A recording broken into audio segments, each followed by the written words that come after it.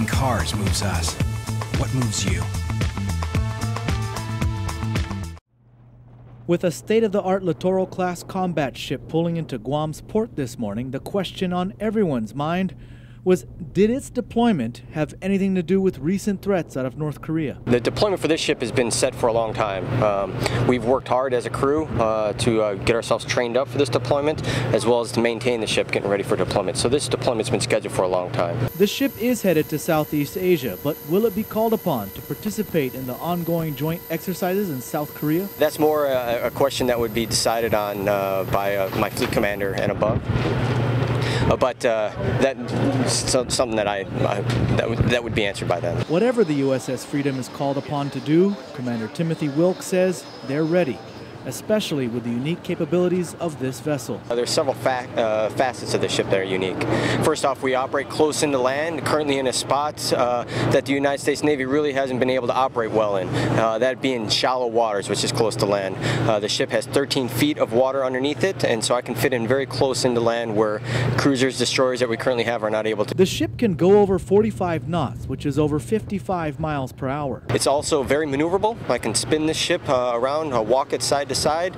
We do not have rudders or propellers. Instead, we have water jets, kind of like a jet ski. Steerable water jets that help us obviously propel through the water, but also spin the ship if I need to spin the ship. And the final aspect that's very unique, it is very flexible in that 40% of the internal volume of the ship is reconfigurable.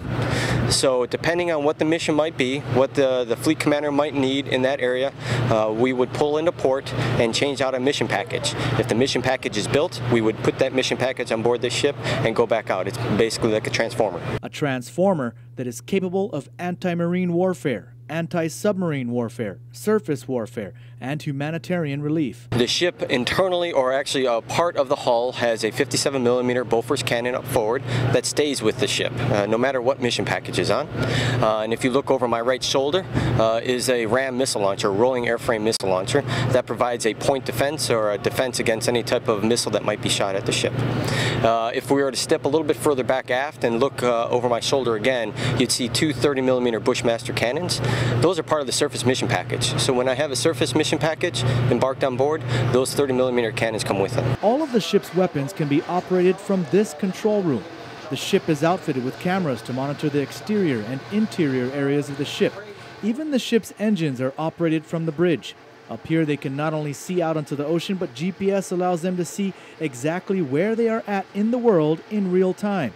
And the ship even has an autopilot feature that allows them to set a course and let the computer do the driving. With a core crew of just 53 sailors, the USS Freedom relies on technology. The ship also has an air crew of 19 personnel that operates a Romeo helicopter capable of shooting Hellfire missiles and even torpedoes. The USS Freedom even carries with it two smaller boats that it can launch from two doors in its rear or aft. These boats carry special interdiction teams trained to board vessels. With all of these capabilities, this relatively small ship is still a force to be reckoned with, especially in shallow waters.